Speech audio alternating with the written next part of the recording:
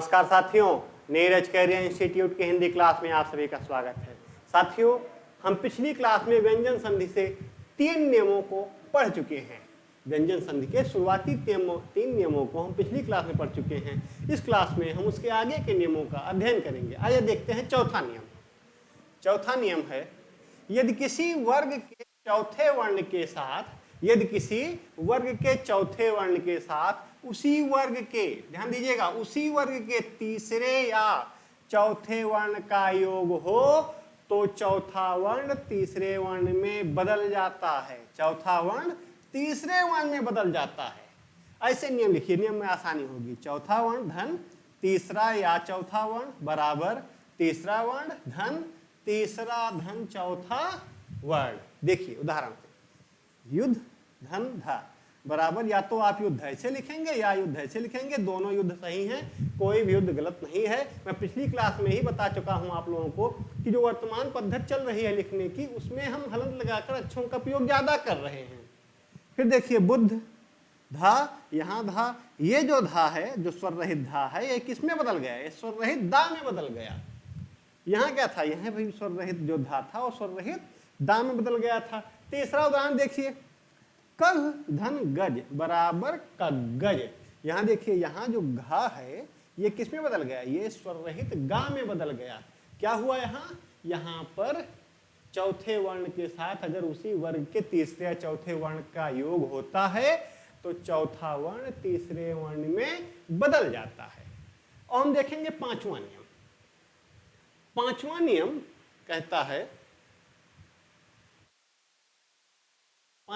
कहता है कि यदि दा के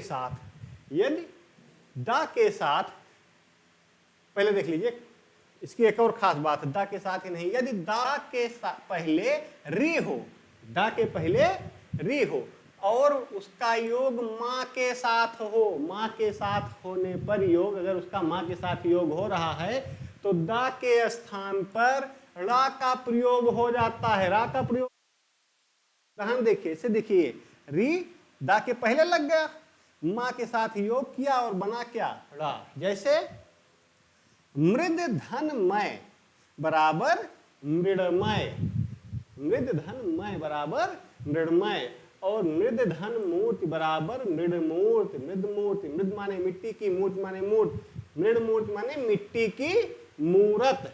क्या हुआ यहां पर दा किस में बदल गया? ये दा किस में बदल गया? ये दा रा में बदल गया। ये दा देखिए किस में बदल गया? ये दा रा में बदल गया। परिवर्तन क्या हुआ यहां कि यदि दा के पहले री हो और उसका योग हम मां से करते हैं तो दा रा में बदल जाता है। यह इसका पांचवा नियम है। अब हम देखते हैं छठवां नियम।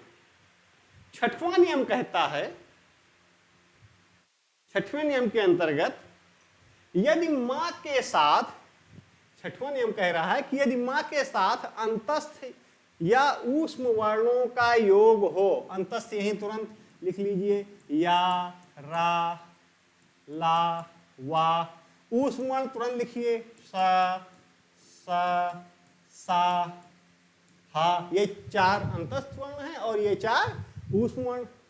यदि मां के साथ अंतस्थ या ऊष्म वर्णों का योग होता है तो मां के स्थान पर अनुस्वार हो जाता है। मां के स्थान पर क्या होता है? अनुस्वार होता है। कब? यदि मां का योग अंतस्थ या ऊष्म वर्णों के साथ होता है। जैसे देखिए, ये मां का अंतस्थ या ऊष्म वर्णों के साथ योग हो रहा है और अनुस्वार हो रहा है और अंतस्थ ऊष्म वर्ण अपने स्थान पर लगे हुए हैं। उदाहरण के माध्यम से देखिए, सम धन रचना बराबर संरचना। मां की जगह पर क्या हो गया? मां की जगह पर अनुस्वार आ गया। ये क्या है? ये अनुस्वार आ गया इसकी जगह पर। दूसरा देखिए, सम धन जय बराबर संजय। जिन्होंने महाभारत को अपनी दिव्य दृष्टि से देखा था और राजा धृतराष्ट्र को बताया था कि कुरुक्षेत्र के मैदान में क्या हो रहा है। स्वयं धन वर बराबर स्वयंवर। और अगला उदाहरण, सम धन विधान, सम धन विधान बराबर संविधान।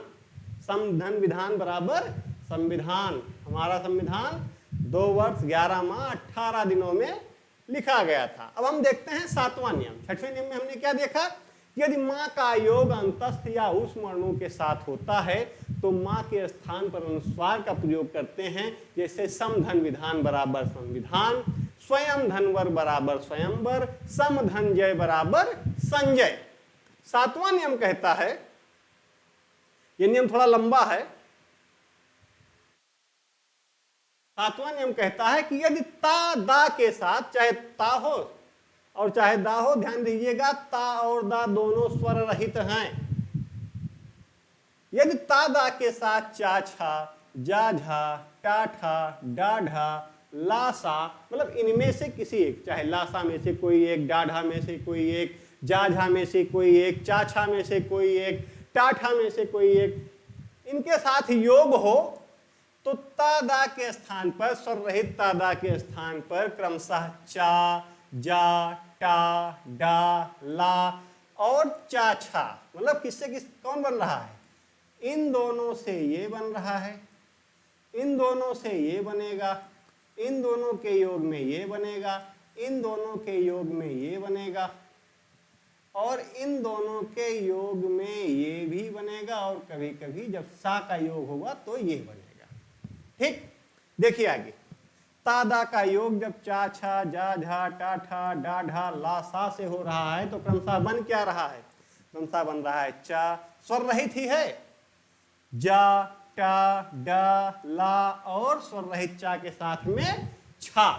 उदाहरण देखिए, उत्धन चारण बराबर क्या हो गया, उच्चारण। यहां जो स्वर रहित ता था ये किस में बदल गया, ये स्वर रहित चा में बदल गया।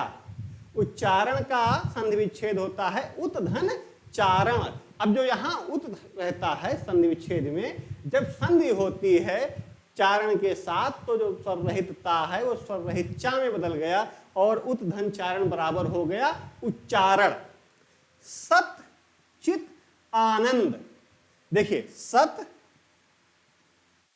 चित और आनंद ये किसमें बदले, ये बदल गए सच्चिदानंद में। किसमें बदले, सच्चिदानंद में। ये किसमें बदल गया, इसका योग इसके साथ हुआ, चा के साथ हुआ, ये तुरंत इधर क्या बना दिया, ये तुरंत बना दिया स्वर रहित चा। ता का मेल, स्वर रहित ता का मेल जैसे ही चा से हुआ इसने तुरंत स्वर रहित चा बना दिया और सतचित आनंद का संधि एक क्रम में हुआ सच्चिदानंद। और उदाहरण देखिए इसके, क्योंकि सबके साथ इसका उदाहरण हो रहा है मेल। अब देखिए अगले उदाहरण में, सत धन जन बराबर सज्जन। बहुत जगह आप लोगों ने पढ़ा होगा ये उदाहरण, कोई नया उदाहरण नहीं है। सत धन जन बराबर सज्जन। उत धन ज्वल बराबर उज्ज्वल। उज्ज्वल देख लीजिए कैसे लिखा जाता है, अधिकतर परीक्षाओं में पूछा जाता है और आज भी परीक्षार्थी गलत कर देते हैं। उज्ज्वल ऐसे ही लिखा जाता है, जबकि आमतौर पर परीक्षार्थी ऐसे लिखकर चले आते हैं या ऐसे उज्ज्वल लिखे पर निशान लगाकर टिक मारकर गोला बनाकर चले जाते हैं और इनका गलत हो जाता है। उज्ज्वल लिखने का सही तरीका यही है, उ तो स्वर रहित जा, उसके बाद वा और ला। फिर देखिए बृहद टीका, दा है, ता और दा बताया गया था। ता और दा जब टा के साथ मेल करेगा, जब स्वर रहित दा टा के साथ मेल कर रहा है तो देखिए यहां क्या हो जा रहा है, स्वर रहित टा हो जा रहा है दा के स्थान पर। यह हो गया बृहद टीका बराबर बृहद टीका। वह टीका जो बड़े स्तर पर इस पर टीका की गई हो, जो समीक्षा की गई हो, इस पर टिप्पणियां की गई हो। उत धन डयन बराबर उड्डयन। यहां देखिए ता का मेल जैसे ही डा से हुआ, ता के स्थान पर क्या लिख दिया गया, ता के स्थान पर स्वर रहित डा का प्रयोग कर दिया गया, उड्डयन। नागरिक उड्डयन मंत्री। उत धन लेख बराबर उल्लेख। बताया गया कि ता का मेल जब भी ला से होगा तो जो स्वर रहित ता होगा वो स्वर रहित ला में बदल जाएगा। ये स्वर रहित ता बदल गया स्वर रहित ला में। उत धन लेख बराबर उल्लेख। सत धन शास्त्र बराबर सच्छास्त्र।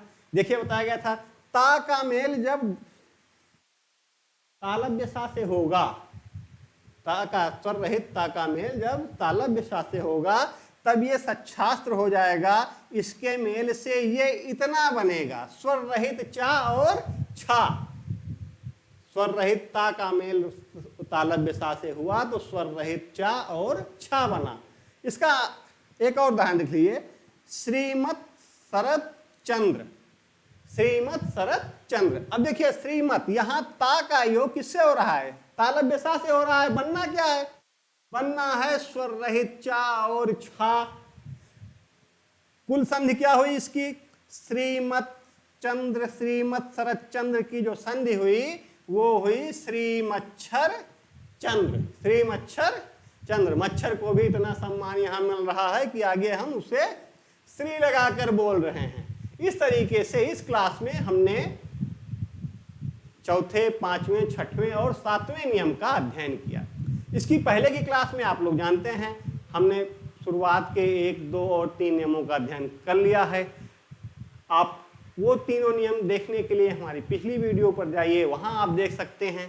और इसके बाद अभी व्यंजन संधि को हमने 12 भागों में बांटा हुआ है, नियमों के आधार पर पढ़ने में आसानी हो जिससे, इसीलिए हमने इसे 12 भागों में बांटा गया है। अब तक हम 7 नियमों पर चर्चा कर चुके हैं। अगली क्लास में हम बचे हुए 5 नियमों पर चर्चा करेंगे। तब तक के लिए आप सभी हमारे वीडियो देखते रहिए। आपको इसमें स्वर संधि के भी वीडियो मिलेंगे, दीर्घ संधि, वृद्ध संधि, गुण संधि, आज 5 के अलग अलग वीडियो आपको मिलेंगे। आप उसके पहले के भी हिंदी साहित्य के हिंदी के शुरुआती दिनों के वीडियोज आपको मिलेंगे।